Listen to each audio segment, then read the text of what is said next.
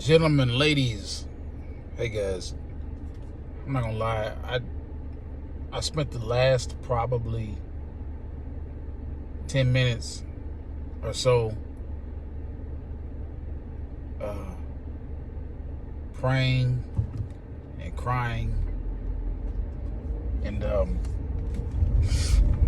really contemplating this whole situation that's happening now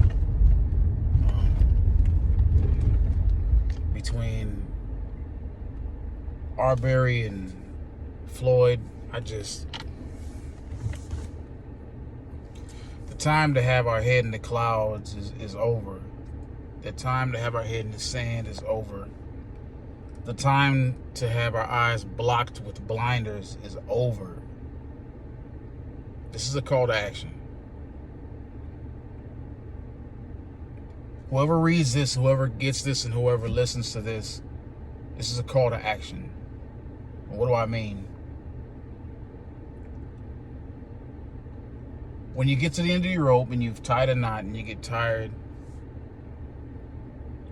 of just hanging, you find a way to get to dry land.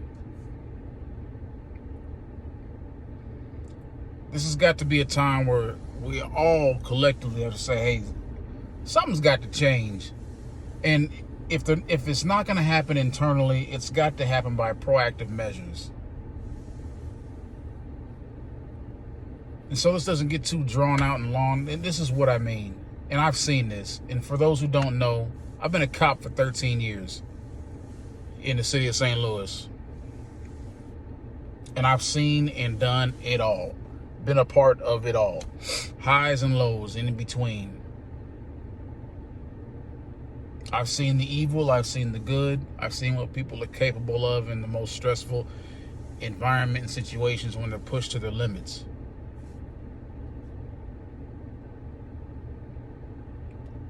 This is a time where evil is among us. The Bible talks about it. The hearts of men are evil. If it's not going to happen internally, something's going to happen on the outside. Something's got to happen on the outside. We've all heard about policing the police. We've got to take it to the next level. I'm saying this as a cop. Be your brother's keeper. No, you're not accountable for his actions. And I get a lot of times that we bring stuff on ourselves, and that's where it comes into pouring into our young brothers and sisters and saying, hey, there is another way to go about it, to go about life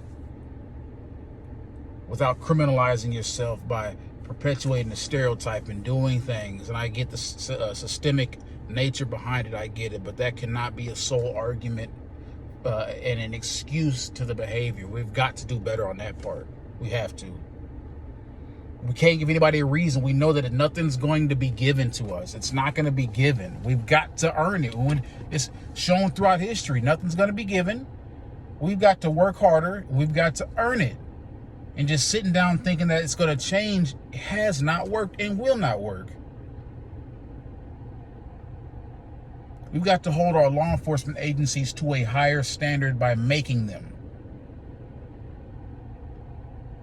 from ground level, because everybody doesn't have the platform to do it, and I get it, and I know.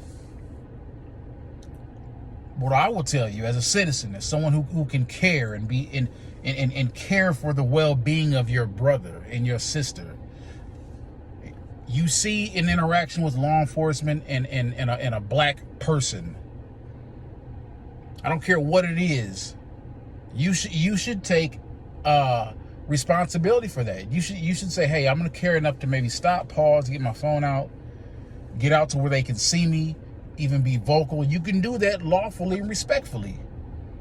It is not illegal for you to get out and record an interaction or an incident from a respectable distance to where they can't say, oh, you were interfering with an investigation. No.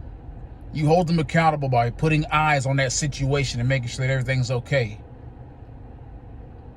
And when you see something going south, then you call and say, hey, something's not right here. You know, We've got to be doing something. And we say, you're probably saying, well, Drew, hey, I mean, we've seen videos and we've seen things, incidents that have happened. It's been captured on video, and it still hasn't stopped the cop. And I get it, and I understand it. This isn't a foolproof measure. This isn't something that's saying, hey, I guarantee you if you do this, this will happen. But it's something, and it's a step in the right direction.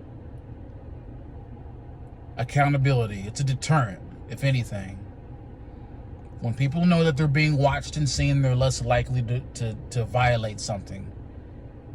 Yes, there's strength in numbers, and they have, the law on their side and whatever else.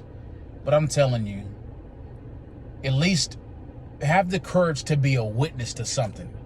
Have the courage to stand in that gap when that young brother, young sister, whoever it is, has not done anything wrong and is being harassed and is being done wrong.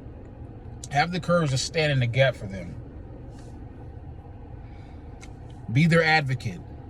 Be their voice. Because if you don't, who will? We've got to do something. In the meantime, be educated, be encouraged, stay educated, stay encouraged.